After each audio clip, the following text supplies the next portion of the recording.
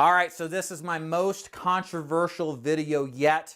You're going to want to pay attention to this, whether you agree with what I'm about to say or you disagree vehemently. I want you to watch this video because what we're going to be talking about today is how to make money as an insurance agency, even with 95% plus of your agents failing. Again, as we get started here, it's very important that you understand I am not saying I agree with all these tactics that I'm about to discuss with you. I'm just simply sharing with you what I have seen many agencies do over the past 10 plus years of building my own agency as a way to monetize the process of their business, even with a largely fledgling or failing agency full of failing agents. Yeah, take notes at least for anything. Just you'll learn something. And again, I don't agree with all this stuff. I hope that I'm not justifying it or anything like that. I just like to share this stuff so you know what's out there and so you can consider it for your business. My name is David Dufort. I own Insurance Agency Builders. I have nothing to sell you. I'm not trying to recruit you. I don't even recruit agency owners. The purpose of this video is very simple. It's just to provide information that I've learned through my 10 plus years building a successful valuation, 8-figure valuation agency, really since 2013, and to pay it forward and to hopefully help out those of you out there that want to build something great like I have, but avoid all the travails along the way. So let's get started. Okay, so how do you make money if your agencies don't? Let me explain to you what I mean by that. So what's the way that we monetize in an agency situation, right? We recruit agents to sell insurance and we make an override, right? That is how an agency traditionally and classically makes its money. That's how we make 99% of our money at the Ford Insurance Group. But the thing is that a lot of agencies, especially on the corporate side, especially those on the mass marketing side, they realize most people fail. And you could argue, and this is, or maybe for another video, you could argue that the failure is going to happen anyway, or that they're just planning for the reality that most human beings are not going to have what it takes. And they're building another system into it to monetize on that process of, even though if someone fails, they can be successful. In a sense, this is a definition of a multi-level marketing company. And I think you'd be probably right that even with people who aren't successful, the top of the pack wins. But regardless, again, that's not my point here today. It's just to share these things with you so that you can understand how it's done and how you could implement some of this if you even do, or if you don't, like what I do. Okay, so the first way is upfront fees to join. So a lot of organizations, especially the corporate ones, the larger ones, they have some sort of fee to join. Again, I'm not going to name names because, I'll get a cease and desist and I'll have to take this valuable video down. But there are 3-letter IMOs that recruit that have one dude sold his agency recently, has a very multi-million plus podcast on YouTube. They required their agents to pay $100, $200 sign-on fee. So right then and there, if you're recruiting 5,000 agents a month into your organization, no one his numbers were, and it's $200, that's, I think, $100,000 in just free and clear income to the said agency. So there is a sign-on fee. And I liken this to kind of crony capitalism, right? This is like a dock fee. What is that on a car sale, right? Just some erroneous fee to just charge somebody for.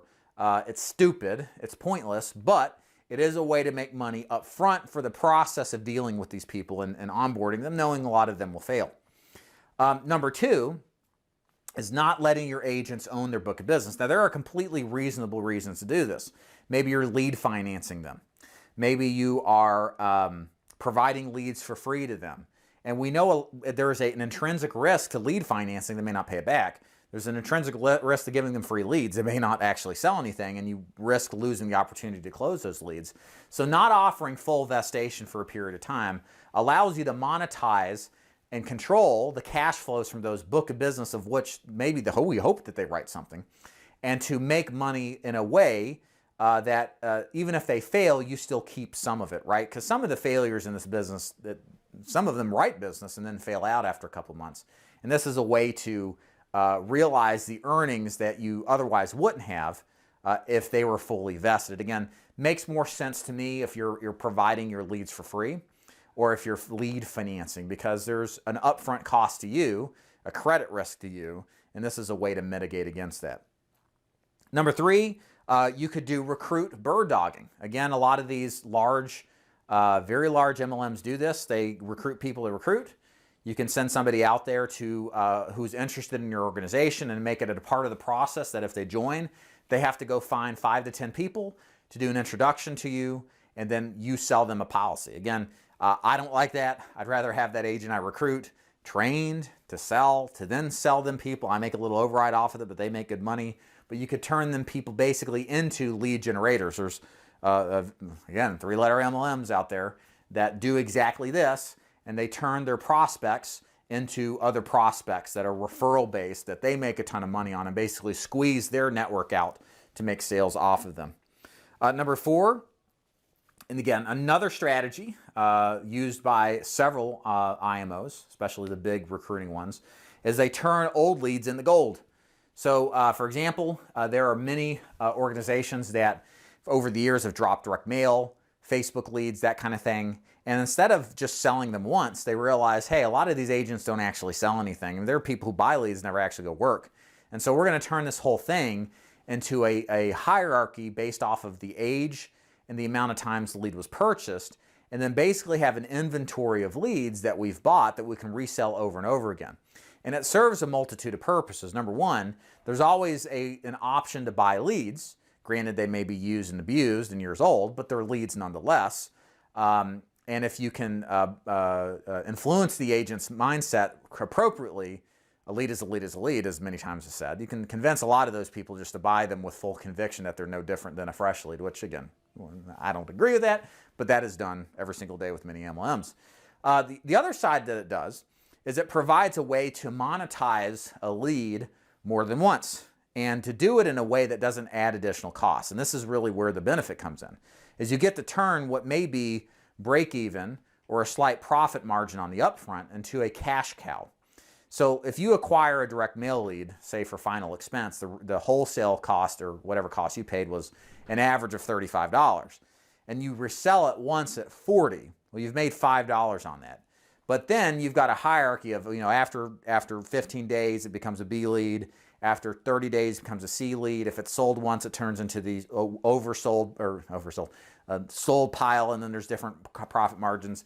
If you sell this thing an average of 5, if the average lead gets sold 5 times, and let's say the total profit derived or total revenue derived is $100, well, you've turned the process of generating leads into a profit margin that has a return on investment, of this case, almost 3 to 1.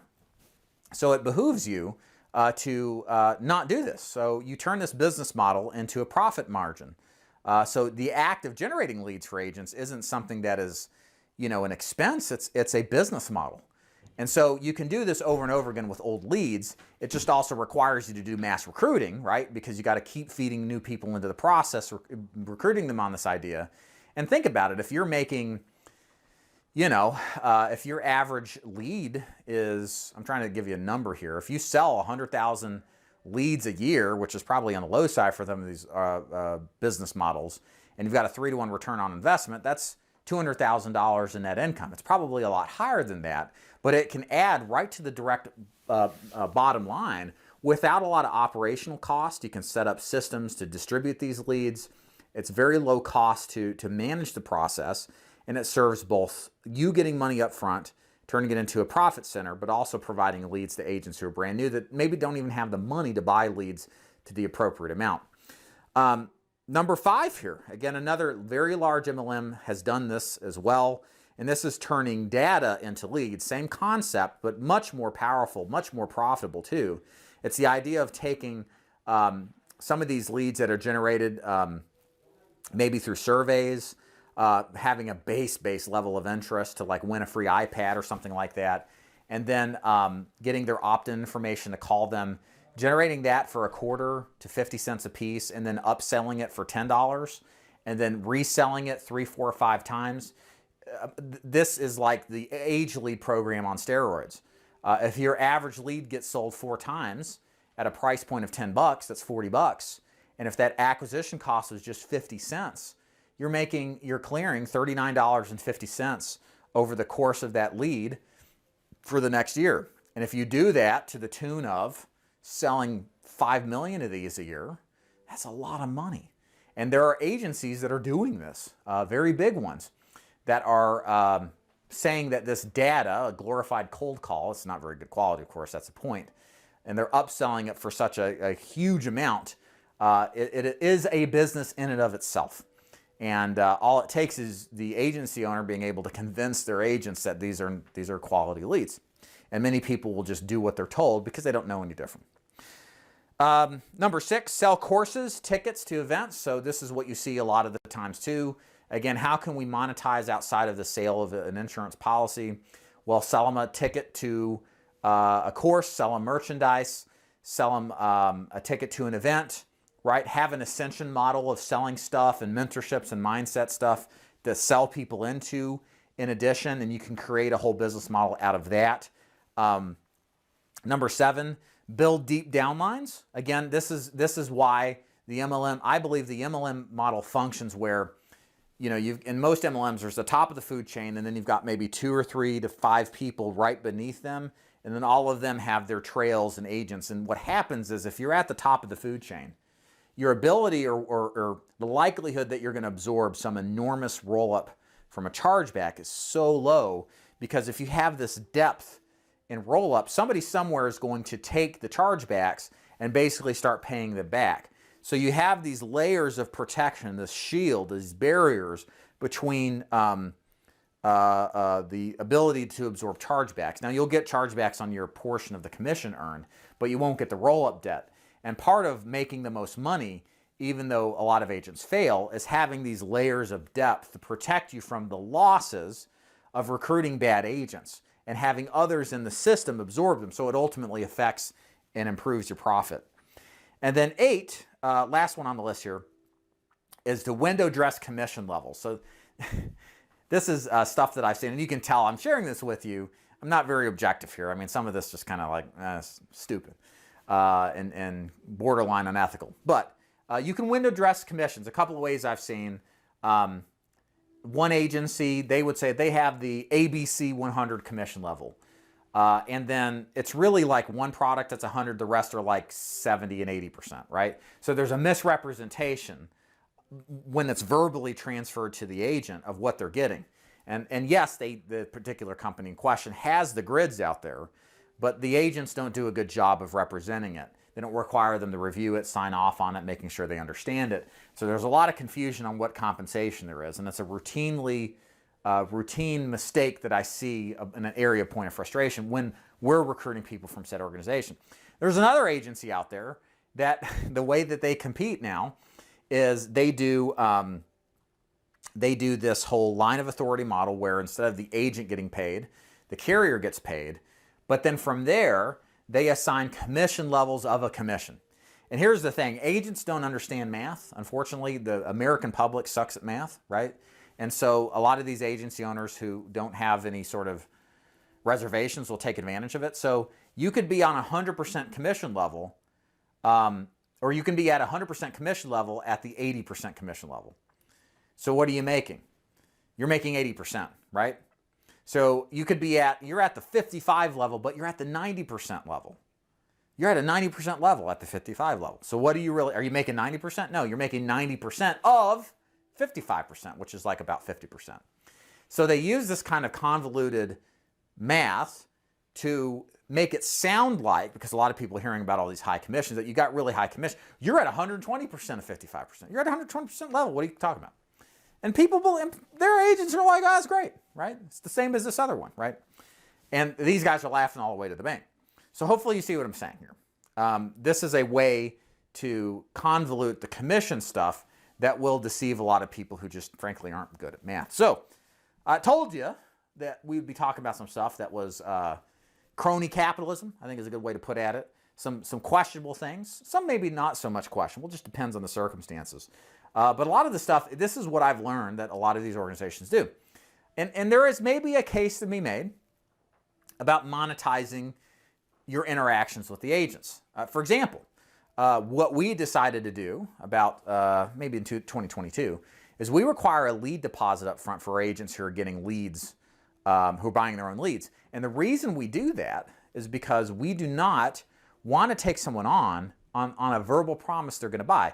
We've seen too often that there will be agents come in saying they can't wait to get started drain your resources, your trainer's time, your upline's time, just to say, no, I'm not going to do it.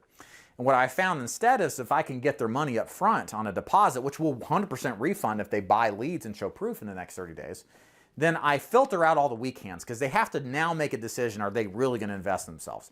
And even at the $500 level, where we want our agents spending closer to $1,000 a week, this is a serious point of decision that if they can't go overcome that, well, then they're not going to buy leads later.